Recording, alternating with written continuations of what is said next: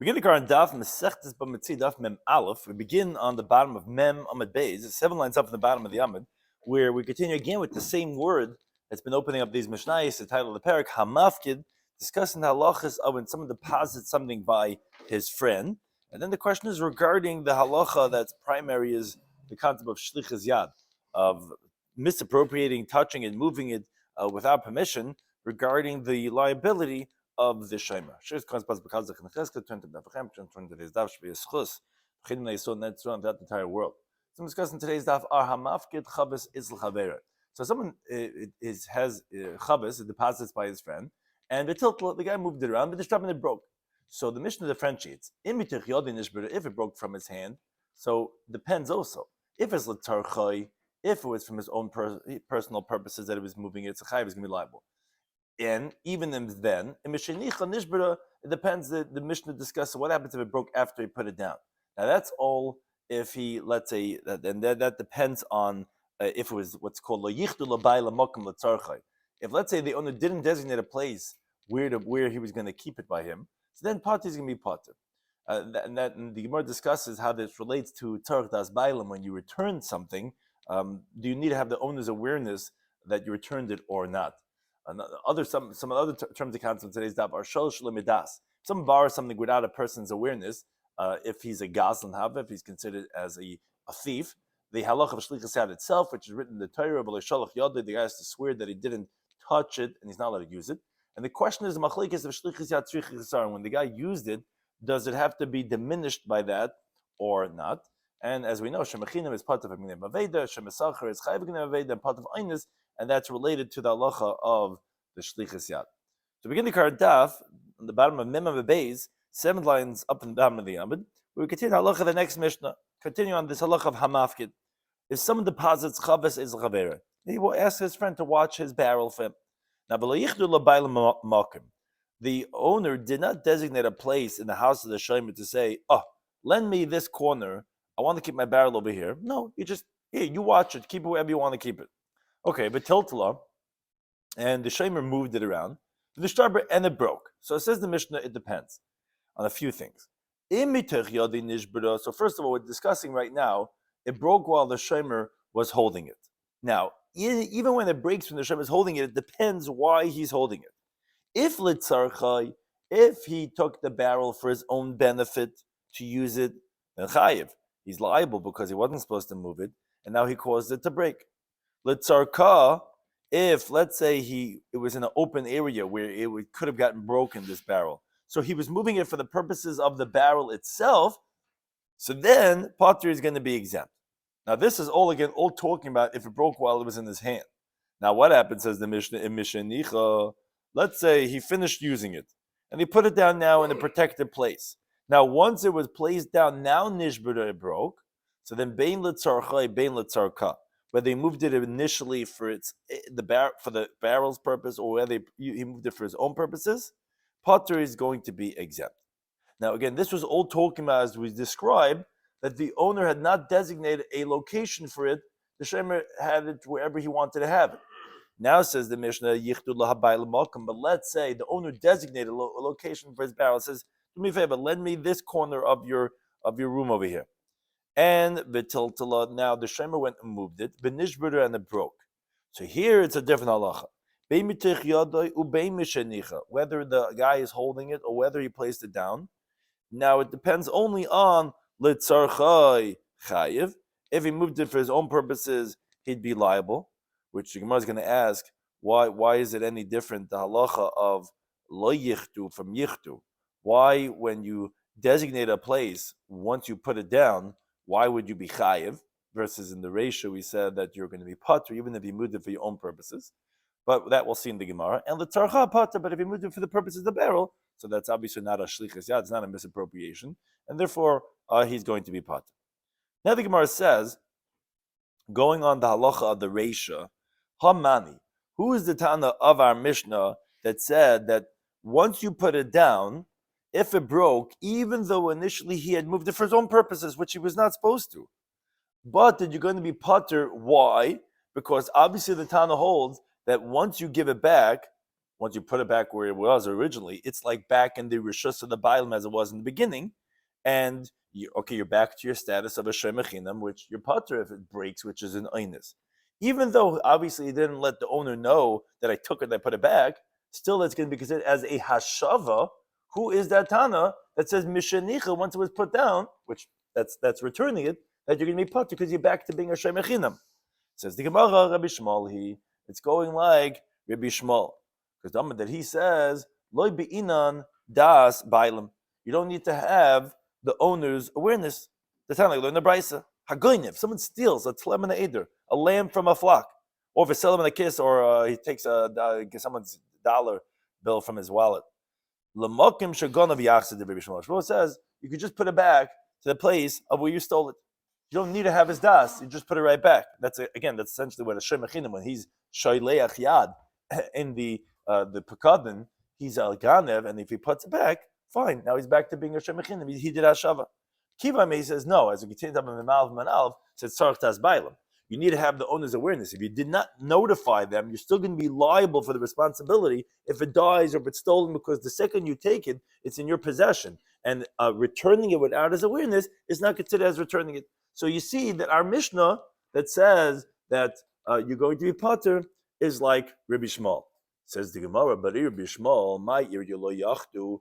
Then why is the Mishnah saying specifically that you're going to be pater because you didn't designate a place? That's the case of the Reisha. Afala yechtu namu. Nami. Why is it only talking about if you didn't designate a place? It should even be if you designate a place. Which the top Taisus says, how do you know? Rabbi Shmuel holds that even if you designate a place. It says Taisus because there's two cases in the brisa we just quoted in the Machlekes Rabbi Shmuel and Rabbi Kiva. There was a lamb and a seller and a coin. Stam tla, and generally a lamb, you don't designate a place. It goes from pasture to pasture. And generally by a coin, you generally have a designated place, which is in the purse. And the purse also generally has a designated place where you keep it in your, in your drawer, in your wherever it is, or in your safe, or whatever it is. So therefore, that's what the Gemara is going to ask on Rabbi Kiva also. Because Rabbi Shmuel and Rabbi Kiva seem to be saying in both cases, yichtu makam or lo yichtu makam. So if that's the case, why is it saying specifically in the Reisha by lo yachtu? Even if you designate a place, once you put it back, it should be pater. So the Gemara says, you're right. Lo mebayi come, of course. I just didn't have to say that. Lo mebayi yachtu. I didn't have to say that you're going to be pater when there was a designated place. You put it back. That's for sure full-fledged giving it back, because that was the place it was always supposed to be. The chiddush is elafil lo yachtu, even if there was no designated place. So how are you giving it back? How are you putting it back? There's no place that was his. Even so, that's the chiddush of Bishmol. You don't need to have his awareness. Wherever I put it back in the house is giving it back. So therefore, it would seem that the halach of our Mishnah is like a Bishmol. The problem, however, is in Meseifa. This was all in the Reisha, which spoke about if there was lo yichud makom, there was no designated place. The Seifa says yichdu lo habayla makom. But let's say when the guy was asking you to watch his basketball, he says, "Do me a favor, leave it over here in your living room, over here in the corner." And then said the Mishnah B'Tiltala, the guy who was watching it moved it around the nishbar and it broke. So then we said a different halacha: whether it was when it was still in his hand or whether when he put it down. Said the Mishnah here, here, if you moved it for your own selfish reasons, you wanted to start bouncing the basketball, whatever it is, and you even if you put it down already, and then something happens, a oinus and it breaks, you're going to be chayiv. L'tzarcha pater. But if you moved it because you didn't want the basketball to get ruined, okay, then you're going to be pater. But says the Gemara, wait a second, didn't you tell me that by yachtu makom, that for sure then Rabbi Shmuel would hold that you're going to be pater? Here we see that, no, you're going to be chayiv mishahinicha if you move the letzarchai, if it's yachtu makom. So the Gemara says, no, asan la Rabbi Kiva. This is, you're right, this seems to be like Rabbi Kiva, that he says, you're right. Even if you put it down already, and you had a designated place, it doesn't help, because Rabbi Kiva says you have to let the owner know, and he doesn't know about it. So the moment you misappropriated it and you used it for your own selfish purposes, putting it back is not going to help because he doesn't know about it. So the Gemara says, wait, Rabbi Kiva, if the Mishnah is like Rabbi Kiva from the Seifa, ma'iri yachtu. And this is what Taisus Bavaran and the top Taisus, then why are you saying only if it was a designated place? and you didn't, he designated a place, and you didn't let him know, I feel lo yachtanami. But even if he didn't designate a place, well, of course, then it shouldn't, it also seemingly shouldn't work. So why is speaking only by yichtamakim?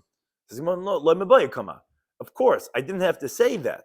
Meaning lo mebaya lo yacht. I didn't have to say when you didn't designate a place that the lav mekaymahu. Of course, that's not going to work according to Rabbi Kiva because you didn't put it back. There's no place to put it back to because there was no designated place. Elafili yachtanami. That's the chiddush. Even when there was a designated place, dimukayma where it's his place, that you would think, oh, okay, you put it back. No, that's the chiddush of Rabbi Kiva. It's not considered giving it back because Be'inan does bailim. You need to have the owner's awareness. So says the Gemara. So wait a second. It comes out. You just told me that Reisha Bishmal b'Sefer Rabbi Kiva, as we just illustrated in the two different halachas, because like we said, the Reisha is saying that it's okay. You put it once you put it back, it's back to normal, and that's like a Bishmal. And the Sefer is saying no, even once you put it down, it's not good. Now we explained in each one why he's saying yichtu or lo yichtu. We said you're right, it's lemabaya, but that comes out it's like two different tanoim. So he's going in, yes. Rabbi Yechanan says man metargamli. Whoever could translate for me this halacha of our Mishnah of chavis of the barrel aliba the chad tana according to one tana. I'm going to serve him. I'll take his clothing after him going to the bathhouse. Meaning I'll like be mashamish like a talmid chacham because like I can't figure out how this could be like one tana. However, the Gemara does bring the Tigmar Rabbi Yaakov bar Abba Kamei de Rav. So in front of Rav, there was Rabbi Yaakov bar Abba who translated the whole Braisa like one like our whole Mishnah like one Tana, but in two different cases. The Reisha is talking about where you put it back to its original place. What does that mean? The Reisha is talking about lo yichtu makom. Yeah, because wherever you put it back is its place, because there was no designated place. So that's why it's going to work. The Seifa is where you put it back to a place that was not its place. As the Gemara ultimately will explain, because the Gemara's conclusion that the Seifa is talking about that you put in a place which is not its place, Rashi explains is going on all the Gemara's answers. On Rabbi Yaakov, which is the one we're saying right now, on Reb Nassan, which we're going to say the next one, Rav Sheshes, which is the third answer, and because you put it not in its place, so that's not a chazara. So that's why you're going to be chayiv in the case of the Seifa. But it's all according to one Tana, and it's a different case. For example, says Rabbi Yaakov, Shenatla, it was originally taken amanas legoizla, with the intention of stealing it, which when the Mishnah says that he moved the l'tzarchai, it means tzarchai means is because he wanted to actually steal it. Because if he just wanted to borrow it or to use it, since it's not stealing, so Rabbi Yaakov holds it would be sufficient in any type of returning it, and wherever you would put it down, you would be part of a meinzin. But because you're taking it to steal, by Gezela it says v'heishav es Gezela, and this guy who puts it in a place that was not designated by the owners, that's not going to be considered as a hashava. That's the case of the Seifa, because you put it again. We're not explaining it yet. Rashi is just telling us that we're going to save the main part at the end, but the Gemara is going to jump in and ask different questions and say other interpretations. But again, this is all going like Rabbi Shmuel, which putting it back is okay, but the Seifa, the reason why it's not okay is because you're not putting it back in the place where you took it. But is it? No, it does hold the lemon by but you're not putting it back in the place. If you put it back in the place, then of yichtul makom, then that would work. But the sefer that talks about yichtul makom that doesn't work is faket, because you designate a place. If there's lo yichtul makom, every place is the place. But since it's yichtul makom and you didn't put it, you put it back actually in a different place, so you never returned it. No, Lemibay was saying if you put it back in the place itself. Here, right, we're going to explain, he didn't put it back in the place, he put it back in a different place. He asked him to put it in the living room, and he's putting it back in his bedroom, or this and that. So then he never returned it. So that's why. But he's explaining just what the case is talking about, that it must be where the guy took it when we said Betiltla, must have been that he moved it because he wanted to steal it. Because Rashi explains, Rabbi Yaakov would hold, if you took it for some other reason, so there, even if you didn't put it back in the place where he asked you to put it, it would also be okay, because there's no beheshiv on she'ela, or whatever it is, whatever you used it for. But if you took it to steal, now you have a Hezra as Exela. So Shmuel holds you don't need Das Bailam, but you have to put it back in the place where you took it from. And to have it as a real Hashava, and you didn't. But again, the Gemara is just getting into some technical points over here, because the Gemara is bringing it was the first pshat that he took Amanas L'Goizlo, that Yechai ben Einzin. Another interpretation, Tirgma Reb Nosson bar Abba Kamed Rab. So these were both the sons of Abba, and they both said in front of Rav. No, even if he didn't take it with the intention of stealing the whole thing, but rather should not Lamanas L'Shleich B'Yad. He just he took it with the intention of just stretching out his hand on it and to take some of it, and he didn't even take it. Even so, it's all considered in his possession, and it's considered Gizela, and you have to do Ashava. And if you don't put it back to the actual place itself, it's not Ashava, which Rashi just explains. The Masech Reb Nosson, Reb Sheshes didn't get a chance to finish up his answer, and the Gemara jumps in and says, "What? Midi Nutla?" I mean, Rav Sheshes is going to ask a question, and he's going to say, "Wait a second, did we say anything about taking?" But the truth is, like we're saying, the end of both of these sons of Abba, after Rav Sheshes' question, are going to be all the same. They're all coming from the same point, that you put it back in the place which is not its place. But it's just the Gemara jumps in and asks the questions and says, "Wait a second, what is these two sons of Abba disagreeing about?" They both want to say the same point. They both want to say, Rabbi Yochanan says, "I don't know how you can explain this Mishnah, our Mishnah, like one Tana, Reishas are going to be Shmuel, Seifers are going to be Kiva." They say, no. Both could be Rabbi Shmuel. And you're right, you don't need Das Bailam. That's why the Reisha works. But the case of Seifa, we didn't even explain yet. But first, we're just wondering why they saying that. What was the guy when the guy took it? L'tzarchai. One son is saying that he did it because of Amanas L'Goizla. Other saying, no, he didn't intend to steal it. He just intended to take some of it, l'shleich b'yad, to take some of it, and then you're going to be considered also as a gazlan to be chayiv in beheshva zigzela. What are they disagreeing about? So says the Gemara, what they disagreeing is b'shlichas yad. These halacha that the Torah holds a shem reliable, even if it's a shem echinam, let's say, for an oinis, because the pasuk says in Shemais Chabeis, umeis, if it's going to die, oinishbur it's going to break, oinishbur it's going to be taken the captive. Shvus Hashem tibein shneim, so they have to make an oath between them. If he didn't go and stretch out his hand, which the inference is, if the shemer did stretch out his hand, he did intend to use some of the item, he's liable then with even the oinus of its death or of its captivity. So it's regarding that Allah of shlichas yad that they disagree if tzricha chesaron.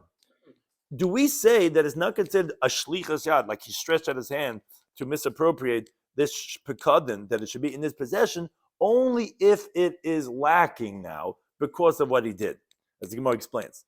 Manda Amar, the first one, Rabbi Yaakov, that he said that the case must be talking about L'Goizla, took it to steal it. Yeah, because somebody held shlichas yad, when you stretch out your hand to use something, tzricha chesaron, it has to be lacking. And here, where this guy moved the barrel, it's not missing anything. So it's not missing anything. So then you wouldn't be able to have the chiv of beheshiv. It wouldn't be considered as a gezela to be chayiv on the yointzin. You would be potter. So therefore, he has to say it must be told what we took with intention of stealing. Stealing doesn't need any chesaron. Just stealing itself requires the beheshiv as a gezela. Whereas a mandam l'shloich b'yad, according to Reb Nosson bar Abba, that he said that it's too much even a shlichus yad. Kesav a shlichus yad, they netzich chesaron. He holds that when you stretch out your hand, it doesn't need to be lacking. The fact that you went and to take some of it, that itself makes you like a gazlan, yichayv and eintzin. And again, that's just the technical machlekes that they're interpreting a little bit different when we want to say it's Rabbi Shmuel, and the guy took it and he asked, we're going to be mechayiv of a heishiv. Is that only when you do exelu? Would it even be by shlichus yad because you don't need to have a chazar? Okay, it's parenthetical for what the Gemara wants to ask now, because the maskim of Rav Sheshes asks, he says, "Midi not likatani." Both of you, you're both interpreting that the guy is, yes, it could be like a bishmal, and the guy's going to be chayv in the heishiv because the guy took it, whether he took it as a gezela, took it as a shlichus yad, but does it say taking that would sound like he took it for himself? Tiltala katani. If you read the words of our Mishnah, we said v'tiltala v'nishdabra. Tiltal sounds like just like he moved it around. Yeah, maybe for his own purposes, but because he wanted it here versus having it here. But that's not a shlichus yad that he wanted some of it. It's not for gzela for stealing. Both of your interpretations seem not to fit into the words of the Mishnah. It doesn't say v'notla, it says v'tiltla. So therefore, Elamar Rav Sheshe says a third interpretation. It says, Hacham Ha'eskin, what are we talking about his? You're right. He just moved it around, this pekadin, lahavi leg geizalis. He wanted to use it like a step stool. A lot of times you have an item, it's a good thing to step on, especially short people. They don't, they can't really reach things a lot of times. They're always taking whatever it is that give them some height to go up the ladder like a ladder to go get the birds from a high davka. And even so, it's a gezela that is like in your rishos until you do a hashava, a return. Why? Because he holds shoyl shaloi midas. If someone borrows something without the owner's awareness, gazlan hava, he's considered as a robber, and therefore, again, it's a technicality. These three different interpretations, just to say what would be mechayev eva heishav as exela. Because once we get into behavior, we say, oh, did you do a full hashava? So again, either it's a gazlan, or it's a shlichus yad, or it's a shol shamadas. Rav Sheshe doesn't like the other ones because it doesn't say not. It's tiltla. Okay, tiltla is enough. It's like shoyl, just borrowing, moving it around. Fine, be that as it may, but really, the main point is really the next words, like Rashi had explained. This answer is going back on Reb Yaakov and Reb Nosson and Reb Sheshes, all of them. The main thing that they wanted to say was V'kula, the whole Mishnah is like one Tana, not like Rabbi Yechanan said. It's all Rabbi Shmuel that holds that you don't need to have das bal when you do Hashava. So that's why we said in the Reisha, it's going to work. Mishenicha, even though you moved it for your own selfish purposes, once you put it down, the Ba'in Samaj, you potter, because you gave it back to him. What's shot in the Seifa? Why in the Seifa, when you meyachid mekayma, when he was yichid makam, then you're going to be chayiv even after you put it down? Shenicha b'makam she'ena mekayma.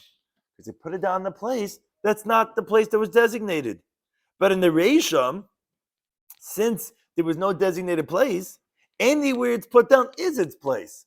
So that's why in the Reish you're going to be potter versus the Seifa. Says the Gemara Rabbi Yechanan. So what would Rabbi Yechanan say that he said before, whoever's going to interpret this Mishnah like one Tana, I'll take his clothing after him to the bathhouse. Do we see that everyone's able to find that it's like a Bishmal? He says, no, the word Hanicha, the Seifa said, when you put it down, you're still going to be chayiv. The word Hanicha b'mkoyim mashma sounds like in the place where it originally was. So you cannot say it's like a Bishmal, because like a Bishmal v'zicha, it would be that you'd be potter. And that's why Rabbi Yechanan disagrees and says it must be that the Reish is a Bishmal, but the Seifa is Rabbi Kiva. Now, once we mentioned this machlekes, it was a little parenthetical. We mentioned the machlekes between the two sons of Abba when they wanted to say that our Mishnah is entirely like Rabbi Shmuel. So we said, what's the difference between them? We said the difference between them is how you qualify the halacha of shlichus yad. So now the Gemara says that this is a machlekes between different amiram. Itma we learned Rav and Levi. We have a machlekes Rav and Levi. Chadam one says shlichus yad. When the Torah holds that you're a shomer, let's say a shomer chinam, that you're going to be liable even for an einus, because the pasuk says that if, let's say, it broke or it was taken captive, the Torah says that there should be an oath between them that if he didn't stretch out his hand, which sounds like that if he did stretch out his hand, he's liable now for its death or its captivity. This shlichus yad, one of these two Amorim said, tzricha chesarn. It has to be that you caused a lacking to the item that you're watching, but as long as it was not chaser, it's not in his possession to be liable for einzin. But the other one says, no, shlichus yad ain't tzricha chesarn. The fact that you stretched out your hand, it does not need to have a lacking. Just the fact that you went to take it is already considered that it's in your possession to be chayiv and einzin. Says the Gemara to stayim, so when it was said over, it wasn't said who said what.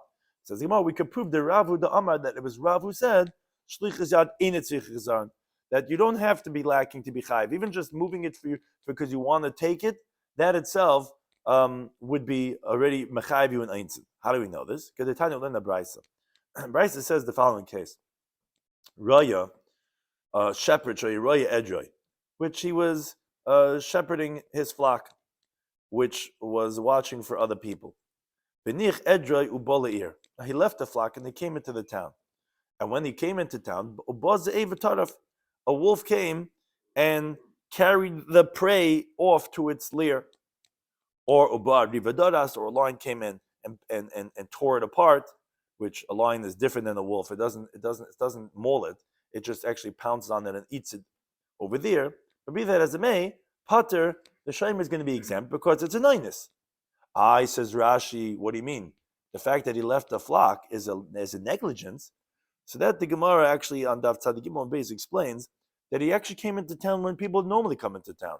That's not considered negligence. People have to go take care of the bodily needs. It's not considered as a negligence. Or is that he heard the voice, the sound of a lion, and he ran. And therefore, again, that's not considered as a negligence. But be that as it may, it's an einus. So he'll be pater. But, says the Braisa, what happens if he nich makloi? Let's say he put his stick over tamila or his pouch aleha on the animals, which is shlichus yad. He utilized the animal. Then chayiv, once you shalech yad, you can be chayiv even on the einus of the wolf and the lion. Now, but we had asked on this Braisa, what, because he once put his stick or his pouch on it, he's going to be chayiv? But he took it off. And even if it's considered as a shlichus yad, he took it back. Even though he's like giving back the animal when he takes off his stick. And we had mentioned before that stamas nitin kribi shmol, that we have this, our halacha, our anonymous mishnah is like bishmol, that you don't need to have das bailim. You don't need to have das bailim, so the moment you take off your stick, it's like returned. So why you chayiv? On that, this is what we want to get out of this, because remember, we want to know who between Rav and Levi holds regarding shlichus yad, what the halach is. Rav says the following halach. He says, says you're right. Just that we said you can be chayiv is if your stick's still on it. If your stick is still on the animal, so that's still currently shlichus yad. You never did a hashava yet. Now says the Gemara, but even if your stick is still on the animal, my habit, what's the problem?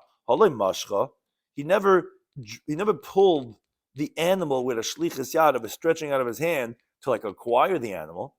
Now, movable items like sheep are not acquired, but if you do mashicha, if you draw it, not for buying purposes, not for stealing purposes, not for shlichus yad purposes, as the Mishnah teaches later on Daf Yomi Beis, that if someone tilts a barrel and he takes him at a revius of wine, what he's watching, he only pays a revius. Obviously, that you need to be able to acquire the whole thing to be chayiv. And he didn't do mashiach over here. So why, if you put on your stick, are you chayiv for shlichus yad? So on that, V'amar Rav Shmuel by Yitzchak Amar Rav, again, Rav is still further qualifying.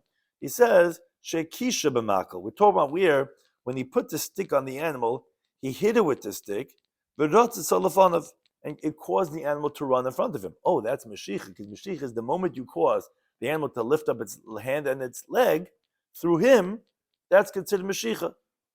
And therefore, that's why, so he hit it with the stick and it ran in front of him, so therefore he acquired it, and therefore that's why he's going to be chayiv for the shlichus yad. Now, the Gemara concludes and proves this point that we wanted to say to Stayim, that Rav is the one that says that shlichus yad does not need a chesaron. Because from the fact that Rav explained the Mishnah that he hit it and it caused it to run, but the question is, but it didn't cause any lacking, it didn't diminish in its value. I love Shemamana, rather obviously Ksava that Rav must hold shlichus yad ein tzricha chesaron. And that's how we know he's the one who holds of those two opinions between Rav and Levi. Now Rashi has a question. He says, if you're going to ask, maybe this that he put his stick or his pouch on the end. It was like living the barrel. What? It was like living the barrel. But they take the revius. In fact, he used it. He did a mashiach over here. So he was kaina with shlichus yad, but there was no lacking to the animal. It's not worth anything less. And you see that still Rav holds that would be a shlichus yad. So you see he's the one who holds shlichus yad does not need a chesaron. But then Rashi says, if you're going to ask, maybe this that the guy put his stick or his pouch, maybe the liability is not because shlichus yad, which maybe requires a chesaron, and so it's not proving Rav. Maybe Rav would hold shlichus yad needs a chesaron. Maybe it's because of shalosh lemidas, like the case of the barrel in that regard of you borrowing without permission. Maybe that's why you're chayiv. Says Rashi, no, it's not the case, because when we say by a shomer, shayl shaloi medas, that's only by something that doesn't get diminished because of work done to it. So then the liability would be because of a shayl shaloi medas. But by living creatures, which do get weakened because of the work, then it would be considered the initial part of a shlichus yad. And therefore, it would be qualified as shlichus yad. And therefore, even so, we see that even though there's no chisaron, he's considered shlichus yad. That proves that Rab holds shlichus yad does not need a chisaron. But the Gemara says, no, it's not a raya. Why isn't it a raya? Because Ema, I could tell you, shekhisha b'makel. When we said that he originally hit the animal and it caused it to run, which we said that was the Mashiach, and that's why he was koined, and therefore there was a shlichus yad, maybe there was a chisaron. Because when he hit it, he weakened the animal. So again, it's not a raya. We can go back to say that maybe Rav holds shlichus yad actually does need a chisaron. And the Gemara actually says, Dekanami. Actually, the precise reading of it indicates that Rav does hold that you have to weaken the animal. Because Iktani, which actually is really means the Omer that he said, what did Rav say? It's not the Iktani, but Rav had said, Shekisha b'makel. For the fact that he used the terminology of hikisha, which means hitting with a stick, which is a strong hit, Shema Minah obviously infers that actually was weakened, which the bottom Taisa says that in Kiddushin we have a brisa that says ohikisha b'makel, and there it's not talking about weakening it. So it says because there is by a foreign person who wants to acquire the animal, and the animal does not recognize this guy's words. So therefore it's appropriate to say the word hikisha, but here where we're talking about the shepherd, who the animal recognizes and would go because of his speech, why would you say hikisha? You wouldn't need hikisha. Hikisha must mean we're getting a petch, and therefore it's going to be makrishet, and therefore that's why he's going to be chayav for shlichus yad, because actually he does have a chesaron. Now the Gemara actually is holding the opposite, and now the Gemara says, oh, okay, so now that you hold, and actually the precise wording seems to indicate Rav who holds shlichus yad shlichus chesaron, because you told me that the word makel, like hitting with a stick, seems to indicate that Rav holds that you have to weaken it to be chayav for shlichus yad. So that would mean that Levi, who is the disputant, must mean saber. He holds shlichus yad in its chesaron. It doesn't need to have any lacking to be chayav for the shlichus yad. Says Gemara, my time of the Levi. What is the reason of Levi that he holds that you don't need to have any weakening to be chayav for shlichus yad? So Amr Rabbi Yechanan Mishum Rabbi Yossi ben Narai, he says because Mishuna shlichus yad hamur b'shem esachar. It's different. This idea of when the Torah mentions by a shemer sachar, paid guardian, that about if he is shalach yadai, is different. Mishlichas yad amur b'shem echinim. It's different than when it talks about shlichas yad by an unpaid custodian. What does that mean? So, like Rashi says, in other words, what it means to say is they're not the same. By a shem echinam, it was said for a purpose, because I would never know the halach of shlichas yad if I didn't say it by the unpaid custodian. But just saying it, I would think it means, but there has to be some type of a lacking of doing it. But then when you repeat it by the next parasha of Shem Esachar, which is already no necessity, I already would know that from Shem Echinam. Rather, it must be teach me a drasha, to teach me even a bigger chiddush, even if there's no chesaron, that you can be chayiv for the shlichus yad. That's what Rabbi Yechanan said in the name of Rabbi Yossi ben Narai. But as we continue to Medbeis, however, says Rabbi Yechanan, va'ani, but me, Rabbi Yechanan, I say, he disagrees on his Rebbe, Rabbi Yossi ben Narai, and he says, no, ain't mishana.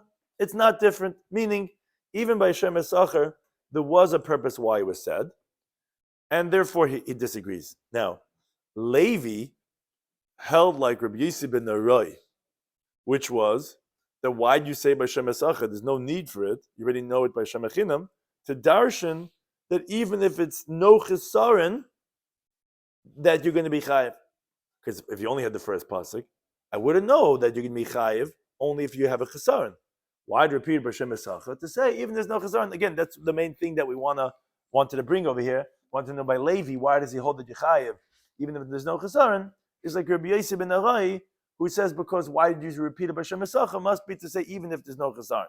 But now once we brought this in, the Gemara clarifies this machlokes between Rabbi Yechanan and between his Rebbe. So first the Gemara says, "Amay meshuna." What did Rabbi Yossi ben Narai mean that he said that it's different Shem Esachar versus Shem Echinam? So we know in Parashat Mishpatim it goes through the different Shemim. The first parasha is by Shem Echinam, and the Torah says the Nikr Balabayis and the Balabayis is going to come, which and it talks about the by the Shem Echinam. Now by Shem Esachar, it says Shvus Hashem, Timen Shneim, etc. The Gemara later on, the Tzadidam Beis and Perek Shoel says the first parasha is by Shem Echinam, second parasha by Shem Esacha. Now, by both of them, it says Im loy shalach yodoi, which again, that's what he swears about. The inference is if he was shalech yad, he's going to be liable for things that he would generally be pater on. For example, the Shem Echinam, whether it was stolen, whether it was oinus, he would be chayiv once he's shalech yad because he acquires it and like it's in his possession now, it's all his responsibility. Shem Esacha, who's generally pater if it dies or it gets broken or they captive, which he would also be chayiv if it's shaleach yad. So it says the Gemara like this: Loi toimish shlichus yad b'shem esacha. The Torah should not have said the halacha of shlichus yad by shem esacha. But taste Shem Echinam, I can learn it out from Shem Echinam because you have a kabel chaimer. If the unpaid custodian, shepat b'gnei vaveda. That generally, as long as he's not shaleach yad, the Torah says im lo yimotzi haganev. If they don't find the thief, or nikr balabayis, and that is he swears that he was not shaleach yad and he was not negligent with the shmira, he's pater. As the Gemara says later on in the sugya that the word v'nikrav means that's a shvur that he makes. So we know that Hashem Echinam is pater even if it was stolen or lost. Yet shalach bayad chayev, if he stressed out his hand, he's going to be liable. Oh, so Shem Esacha shechai b'gnei aveda. Shem Esacha has a higher level of responsibility, which he's in the second parasha said, and it says him gonna be he has to pay. Like Kolshkin, it isn't all the more so that it be shaleach yad and chayv and einzin. So the question is, l'may hilchas hakasved rachmana. So for what halachic purpose did the Torah write shlichus yad? Of course, you can be chayv for that type of a negligence. Rather coming to tell you, and this is what Levi held like, which like Rabbi Yossi ben Nerai, is shlichus yad in a tzrich chesaron, is to tell you that you don't need to have a chesaron by shlichus yad. That's how Levi held like Rabbi Yossi ben Nerai. Now, however, Rabbi Yochanan held, and I say, no, ein meshuna. There's no difference. We're not learning out something as special from Shem Esacha and from Shem Echinam. Because I hold Rabbi Lazar, that he says, David Achasi. Like the understanding of this one is the understanding of this one. Both of them are needed. There's no extra pasuk. You cannot now infer and say that it's even when there's no chesaron. You can't. Says my David Achasi. What does that mean? Why are they both the same? Why do you need the second one? I thought it would be a kabel chaimer, Shem Esacha and Shem Echinam. Says the Gemara, it's not a kabel chaimer. Why not? Mishum de'ikla mifrach. Because you could ask and say like this: Ma l'shem echinam. You find actually a chumrah of Shem Echinam, and maybe you would say the shlichus yad is only by Shem Echinam. How so? Shkem b'sham tashlumi kefil. Shem Echinam could end up paying double the amount of what he stole. B'toyin tainas ganav. If the Shem Echinam claims that it was stolen from me, and then witnesses come and say, "What are you talking about? You're a liar. It's by you." He has to pay double the amount, like it says in the pasuk, "Lo yimotzi hagan." The Gemara Bava Metzia Daf, Gemara Beis Darshans. What does it mean? Lo yimotzi haganev. If you don't find im lo yimotzi, if you don't find like what he said, rather he himself was haganev. What does it say after that? It says Asher Shin Alakim Yisham B'Shlam. He has to pay double. But Hashem Esacha can never pay kevel because if he claims it was stolen, he actually has to pay the principal because he's chayv in the gneva, and he has no other claim that could bring him to kevel. So therefore, it's actually a chumrah. So maybe you wouldn't know Shem Esacha v'Shem Echinam v'Shlichus Yad. Therefore, you have to say it there too. It says the Gemara, Mandalei Parchbar according to Rabbi Yossi ben Nerai, that he doesn't have this question. Sava he holds, it's not true. It's not a chumrah of Shem Echinam. Because Karna B'lei Shvua, the principle that Hashem Esacha is chayiv without an oath, Adif Mikvela B'Shvua, is better, is more severe than the double that you'll have to pay only through an oath.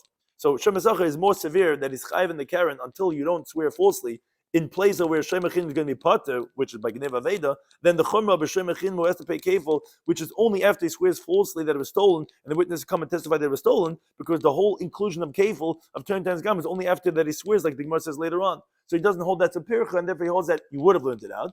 Why do you say Shlichus Yad b'Shem Esacha? To tell you that even if there's no chesar. Now, Rava actually says that no, we could explain Rabbi Yossi ben Nerai, even according to Rabbi Lazar, meaning it sounded like beforehand that Rabbi Yochanan was like Rabbi Lazar, who holds David Achasi, and Rabbi Yossi ben Nerai and Levi would have to be like those who disagree with him. Rabbi says no, you could even say they're like Rabbi Lazar, because Loi Tomer Shlichus Yad. The truth is, you don't have to say Shlichus Yad. Meaning, we were originally saying that I should have said it just by Shem Echinam and not by Shem Esacha, and I would have learned that Shem Esacha by Shem Echinam. And therefore that's why it's a kabel chaimer, and therefore must be telling you that in tzrichasar. Rabbi Yochanan says, I'm like Rabbi Lazar, who says that no, it's not a kabel chaimer that you could learn the Shem Esacha Shem Echinam, because Shem Echinam has a chamer also of kefil. So Rava says, you know what? I could even tell you, Rabbi Yossi ben Nerai is even like Rabbi Lazar, And you're right, you wouldn't be able to learn that Shem Mesachar for Shem Echinam because Shem Echinam has a chumrah of kefil. But still, they're extra to learn out that you don't need to have a chesaron. How so? Because you didn't have to say it not by either one of them. And you learn it out from actually somewhere else. Don't say shlichus yad, not by the pekaston, not by pekaston. Well, how do you know the halacha of shlichus yad? The teisim is shayil. You can learn it out from the fourth shimer, the shimer of a shayil, of a borrower, who the Torah holds him responsible for all einzin because it's entirely his pleasure. He's not paying for anything. And shlichus yad is also the same thing of kol hana shaloi, where he's also not paying for anything and he's getting all the pleasure. And you learn like this: Umashal, if a borrower, he actually is using it, all beneficial for him, with the owner's awareness. And shalach bayad, the moment he stretches out his hand to do work with it, chayv is gimi chayv and einzin, which we know that's halacha b'shayil. So shemechina v'shem esachar, the paid or the unpaid custodian, when they stretch out their hands, which they're doing work without the owner's awareness. Loy koshkin isn't all the more so that of course they're gimi chayv in the einzin. So lama never. So why does it say shlichus yad by both of them? One of them is coming to tell you that first of all shlichus yad into chesaron. Again, this is like Levi and Rabbi Yosef ben Neroi. They learned it out even according to Rabbi Lazar that you can't learn out Shem Mesachar Shem Echinam. You're right. They're learning it from Shayil. So then why do you say it? One of them is teaching you that you don't have to have a lacking. The idach and the other shlichus yad that is said by Shem Mesachar is telling you a different idea. Shlei Tomer, that you shouldn't say what's called dayai. Even if you know something from a Kal V'chomer, problem is you usually say that okay. What you're learning out cannot be stronger than what you're learning out from. So if you didn't say by the other shaymin the halacha of shlichus yad and you learned it from shayil, I would have said, okay, well that means to say the shlichus yad of the shaymin that you're learning out from shayil cannot be bigger than shayil, which I would have said like this: ma shayil, just like by the bar bebailim, if you have what's called ba'al of imai, if the owner is with him when he's using it. Potter is actually exempt from whatever happens because he doesn't have to pay for eins in that situation. That the Torah says. Then I would have thought to say by the other shaymim when they're shaleach yad, I would have said bebailim if he has ba'al of imay, Potter would be Potter. If you have an extra pasuk to say gimichayiv, even if the owner is with him when he's doing what he did. And Rashi says it says it by the Shem Mesachar, but the same thing would apply by all of them by regular comparison. Now, based on this, says the Gemara. Now, according to Rav, who holds not like this, he holds it has to have a lacking. We just were explaining Levi and Rabbi Yosef and the Roi now how they explain both psukim because they said that you don't have to say learn from Shayil. Learn from Shayil. Why does it say it? Well, one is coming to say that the halacha of dayai, and one's telling you that shlichus yad does not need a chesaron. But according to those old shlichus yad needs a chesaron, sahani tarti shlichus yad lamali. Why does he need both of these shlichus yad by shemechin by shemesachar? If and he holds you cannot learn out shlichus yad from shemechinam.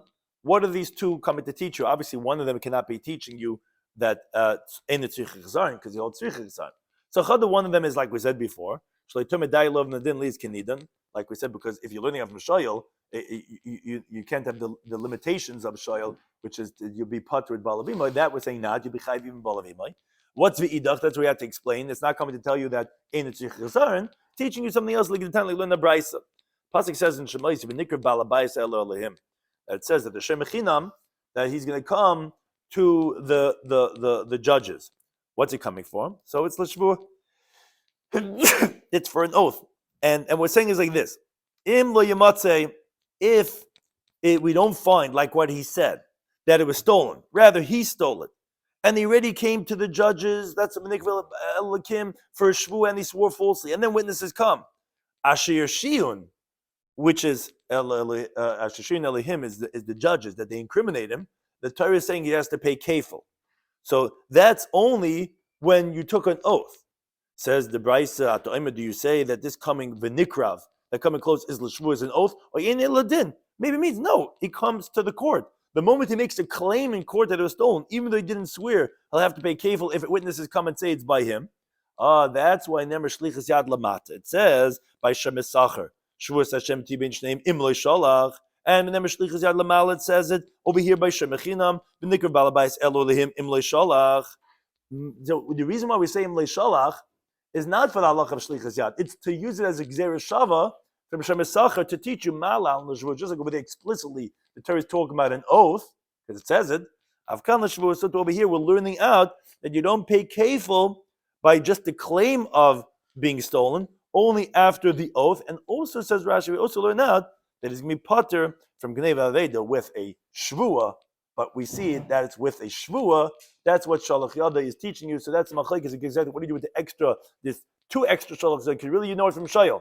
But one is teaching you daya, that we're not limited to the daya of you the potter bal of ima, you can be chayiv even a bal of ima if you're Shalach Yad.